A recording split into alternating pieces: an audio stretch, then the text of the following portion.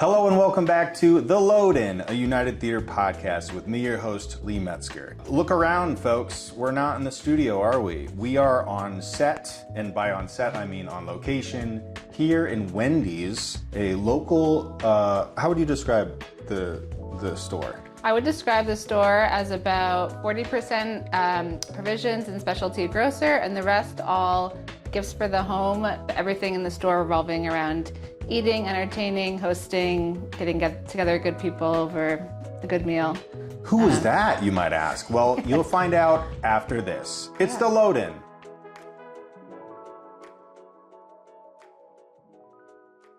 Hello and welcome back to the show. It's me, and today I'm joined, or I guess I am joining Emma Sills here at Windies Westerly. Hi, Hello, Emma. Thanks for having me. My pleasure. Thanks for having me. Yeah, I guess that's true. The aesthetics are very high. The vibes are right. Windies is incredible, and I'm so happy to be here with you. Thank you. I really appreciate that. So you have joined the Westerly community I have. pretty recently. Yeah, November 2024. So it's only been a couple months, but I Yeah. think already the community is pretty pumped. Pretty excited about this place. Yeah, I think so. Thanks, a big thanks to the United for making that a reality. Community is as strong as a community as the members of the community can make it. Does that make sense? Yeah, exactly. I don't know. Sometimes I feel like I just start talking and it's like, that works. figure it out by the end of it. So what about Westerly attracted you in the first place? Yeah, so I had spent a lot of time here over the last 10 to 15 years and just saw some real change and growth within the town, and really was so pumped about all the new things that were happening, from the food, bars and restaurants to the United. And I felt like there was a little bit of a gap in the retail in terms of the things that I was looking for to get while I was here. When I'm here, oftentimes I'm with friends and family, hosting and gathering and eating and making cocktails and doing all that fun stuff. And I felt myself not really having somewhere around here that I could just go to and pop in and get what I wanted and what I needed. And I've always been a lover of little shops of things. And so after enough thinking, I was like, I think Westerly could use my dream store. And so I basically built a store full of all the things that I love and a lot of the brands that I've been a fan of for a really long time, a lot of the food that I love to eat. And so I just felt like Westerly was the right place to make that happen. That resonates with me. Talking about the things that you like, being excited about something, being passionate about something, and just focusing on that, and then the people who that will resonate with will show up. Yeah. I think Rick Rubin talks about this in when it comes to like creating music or art.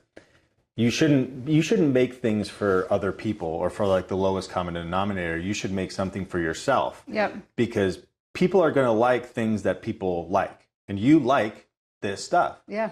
And so do we. Yeah.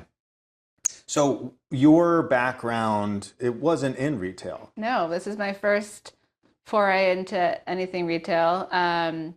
I'd worked in hospitality a few summers, so I felt like I had the customer service aspect down, and previously worked also for 7 years at an insurance company doing marketing, where it was heavily client relations and broker relations, and so spending a lot of time with people.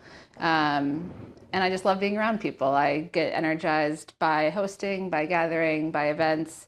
So I knew I had the people part of it down. The retail part, I knew what I wanted to carry, and I knew the brands that I wanted to have in the store, but wasn't really sure fully how to make that happen. But yeah, so it kind of like didn't have the background in retail, but had enough personal and professional experience with some adjacent aspects of it that it did come together. I had some help with getting the place to look this way, but yeah, I feel like it's been a big learning curve. I've taught myself a ton. I've soaked up a lot of information from other people. So I'm still figuring it out, and I still don't have all the experience, but yeah, I feel like it's coming together. Luckily, I feel like we live in a community, or we work in a community that is pretty patient Yeah, because that's true. at the United, we're still, we're barely only 3 years old, Yeah. a little over 3 years old. So we deal with like our ticketing is kind of wonky Totally. sometimes, and the website doesn't work all the Totally. time. Yeah. So, but luckily, I think people see what we're trying to do, what you're trying to do. They recognize the value in it, and they're willing to, because of how forward-facing we are. Yeah. People will give you a little bit of leeway if you're just like, hey, we're just figuring it out. Yeah. And ironically, so my background is in marketing. I worked in marketing for 12 years before I opened this. So I felt like I didn't know what I was going to do in here, but at least I felt like I was very confident in being able to spread the word and market this and get, in a digital way, get out all the right emails and social media and all the stuff I've been doing for so long. But as time has gone on, I've just felt like there's so much other stuff to do that the marketing has kind of continues to fall to the bottom of the list. So I haven't even like really flexed the muscles that I felt like I was confident that I had. But regardless, one thing I didn't anticipate was how word of mouth would be so crucial and how great people have been in spreading the word. So there's still a lot to do on the marketing aspect of things, but I've been really so grateful for the word of mouth and the community that people are just talking about the store and spreading the word that way, which has been great. I assume you get a lot of people who just like walk up Totally. and they see your sign Yeah. and they walk in and they're like, whoa, Yeah. what is this place? I think I underestimated that, like, for a smallish town, I thought after a month everybody would have seen there was a new store, and if they wanted to come in, they would have come in by then. And if not, they probably weren't going to come in. But there are still 4 months in, and people are like, how have I never seen this before? And people are really excited to walk in off the street and have discovered it. And so I'm still getting so many new customers in, and I'm sure, like, as the year goes on and the summer gets here, that will only increase. But it's been really fun to get to see people kind of like stumble upon it and be happily surprised by what's here.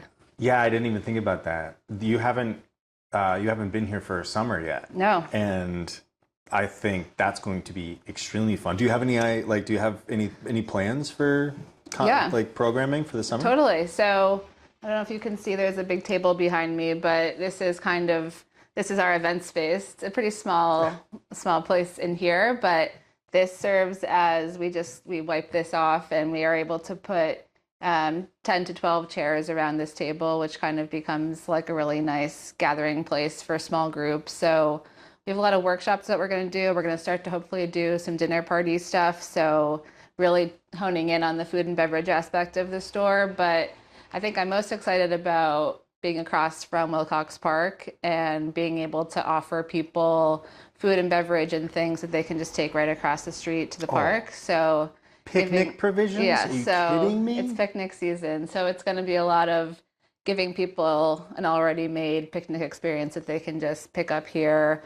Hopefully pre-order. We'll figure all that out still, but just pick it up here and then walk 10 steps across the street and be in the park for an event or just because or whatever happens to be going on that day. So I'd say picnic, outdoor, and even the beach. Like, people can pick up some stuff on the way to the beach, but I think you'll see a big shift in what's in the store from like everything that's here right now is mostly catering to like being at home and being inside. And a lot of the stuff will start to shift to things that you can use outdoors and with the changing seasons, and the patterns will be different. The materials will be different. So yeah, there's a lot to come this summer. And you do a good job of highlighting local artists, local creatives. Right behind you is the pedal pusher. Yes. Shout out to the pedal pusher.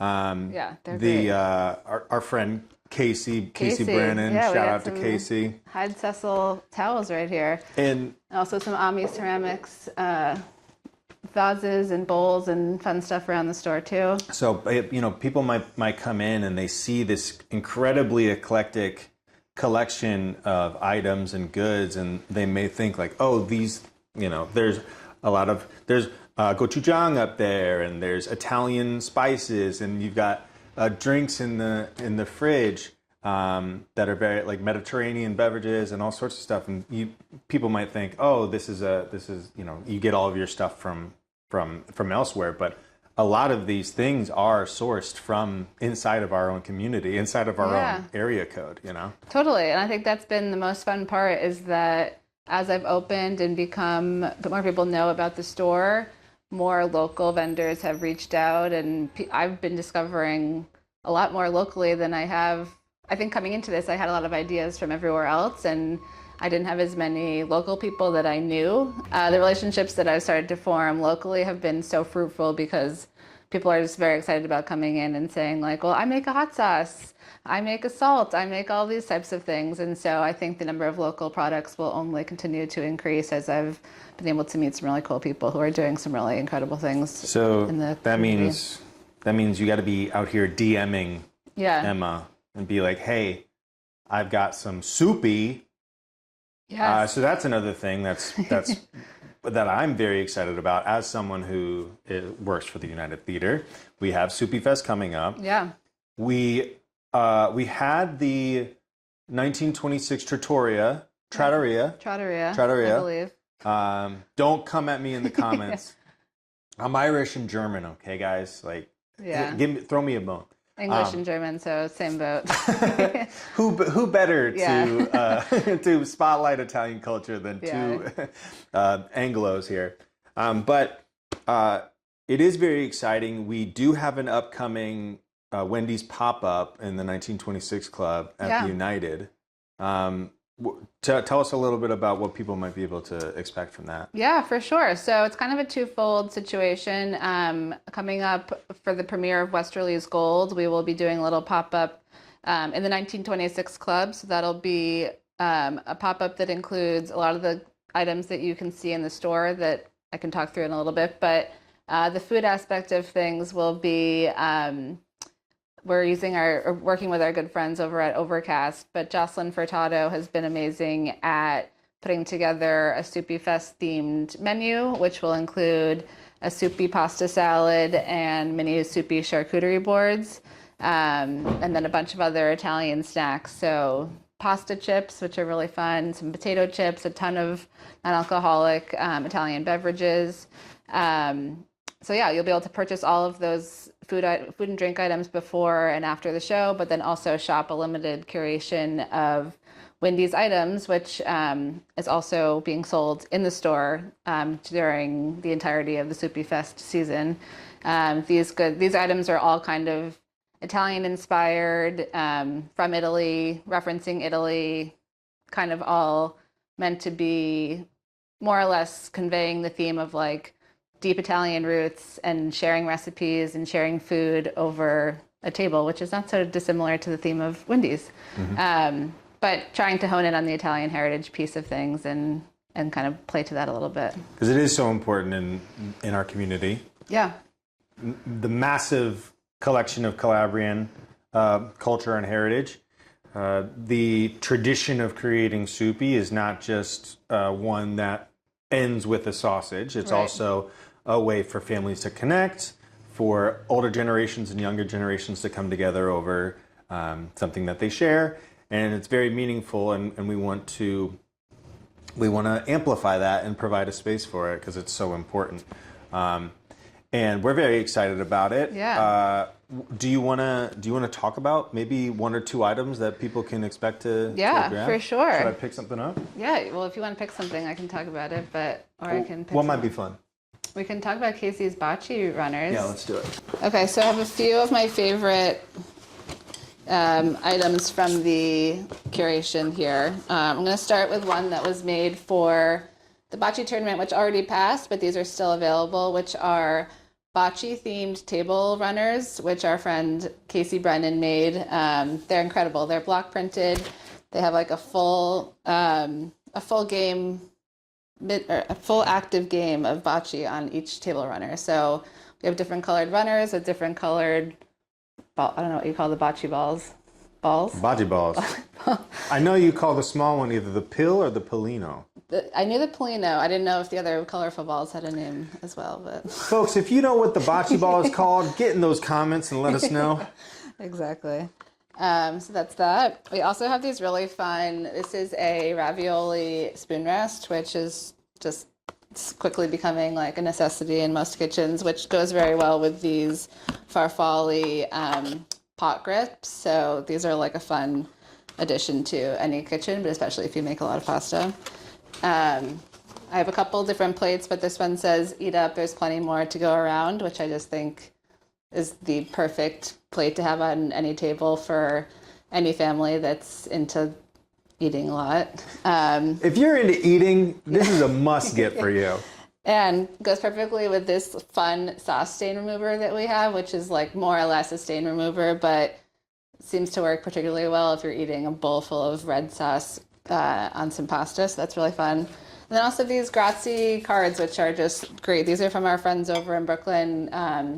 Company is called Sunday Gelato, and they're a small block printing operation, but they do some really fun paper goods and stationery. So these are a great way if you're going over to someone's house for dinner, maybe you want to give them a little note that says thank you, and this is the perfect way to do it. So those are some of my favorite objects that are in the collection, but there's about 20 other things that I'm not showing you that you can shop in the store and at the pop-up on March 15th.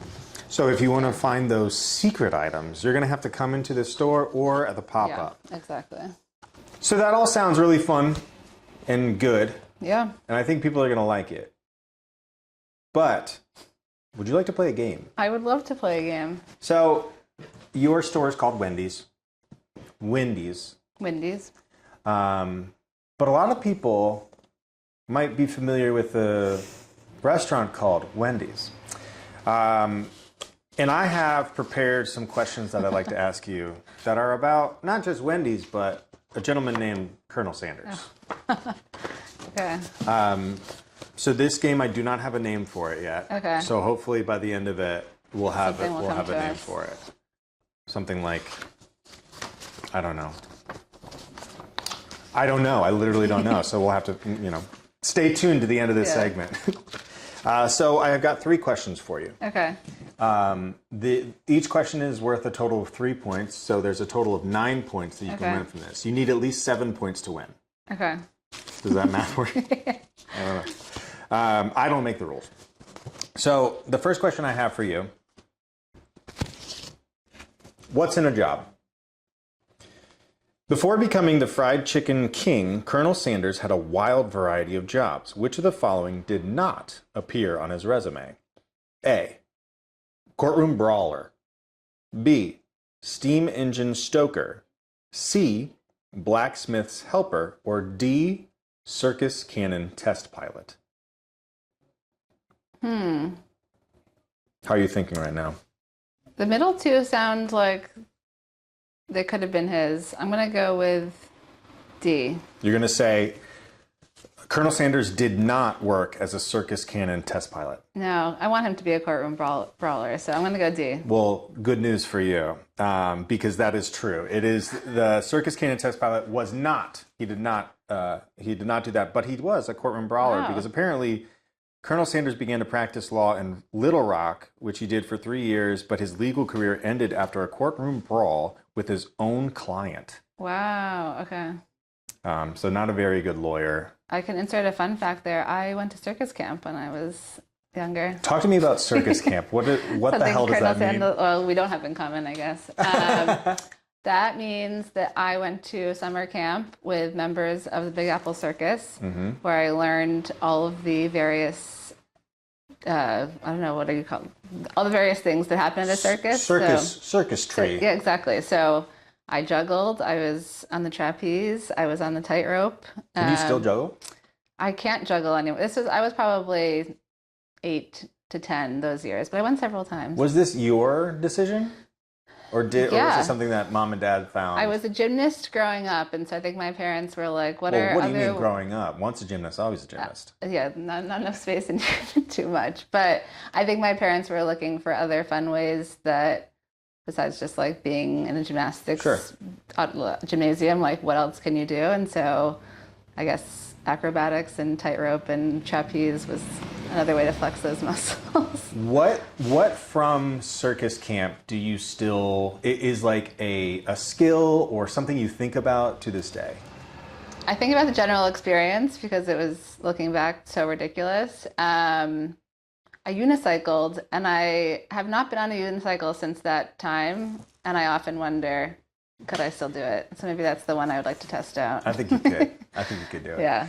Folks, if you have a unicycle, bring it down to Wendy's and ask Emma to juggle and unicycle. Second question. It's all gravy, baby. Okay. Colonel Sanders was famously displeased with the quality of KFC's food after selling the company. How did he describe the new version of the gravy? Was it A, quote, all these are going to be quotes. So I'm going to say quote for this one, and then I'm not going to do it afterwards. Okay. But just imagine Colonel Sanders saying these things. Quote, a culinary masterpiece, second only to my chicken. B, like a fine wine, but with more starch. C, sludge with a wallpaper taste. Or D, so good you'll throw away the chicken and just eat the gravy. I'm forgetting the quote, but B. B, like a fine wine, but with more starch. Colonel Sanders referenced his quality, the quality of the gravy. I realized that I wrote this in a confusing way, but the answer was C. Oh. Colonel I guess if you wasn't Sanders. happy with it, that would make more Yeah, sense. I feel like I kind of tipped my hand a little bit, but here's the picture of Colonel Sanders. Yeah, that's... with his gravy. Colonel Sanders, he hated it. He thought it was terrible. That makes sense based on... Yeah, I feel like that's not an unreasonable thing. But then again, I feel like he's probably got a bit of a bias. Yeah, oh, absolutely. Now that his likeness is still being used, but he's no longer participating in the creation. How many spices do you know? Was it 15? I don't know. I can't remember either. I probably should have paid attention more when I was reading the Wikipedia article this morning.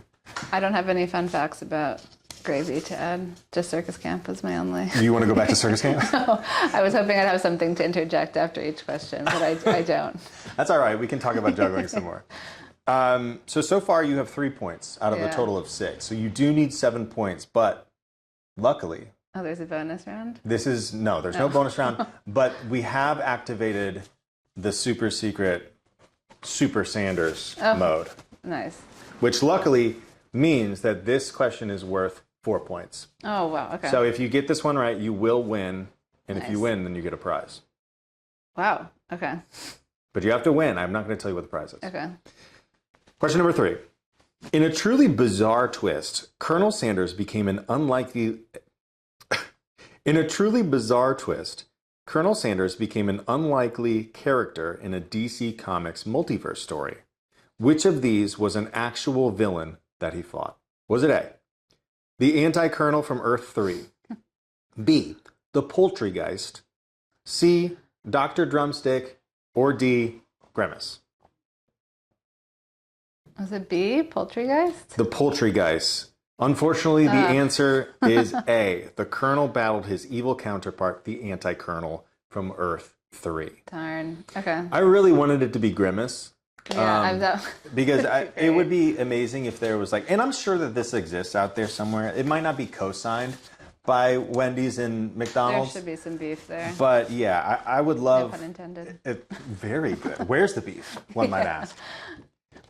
Unfortunately, Emma, you did lose. I still feel like I won. Having you here today was such a great experience. So. Wow. What a heartwarming sentiment. And you know what? I agree. Yeah. This was lovely. Oh, thank you so much for inviting me in. Thank you for having me and for coming over. Oh, my pleasure. It was a short walk. That's true. We are neighbors. This is the end of the show. At the end of every show, I look up the podcast on Apple Podcasts and see if anyone has written a review. Okay. Not for this episode because this is not live. Okay. But would you like to stick around and hear if anyone has written a review? Absolutely.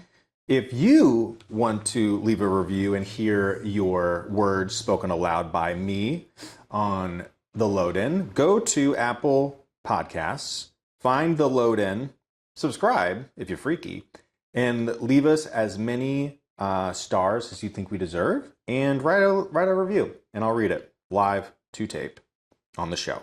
So here we are, the Load-In. At the bottom, no new reviews. So If you want, this could be all of this moment right now where we're here, we're sitting with Emma. I could be saying your words. And isn't that kind of interesting to think about and maybe make you feel a little bit powerful? Emma, is there anything that you would like to plug here on the end here? No, come shop the Windies pop-up at Westerly's Gold on March 15th. Swing by the shop and say hi. It's always fun to meet. I've met so many great people, but there's a lot that I haven't met yet. So come on in, sit down in the window and chat for a little bit. And I look forward to seeing everybody this summer for some picnicking in the park. There's a lot of fun stuff to come, so it's just the beginning. I'll definitely be coming here for some picnic provisions, that is for sure. Nice. Thanks everyone for listening. Thanks Emma for Thank coming on the you. show. Like and subscribe, tell your friends, and I'll see you next time on The Load In. Goodbye. That was fun. That's so cool. Yeah.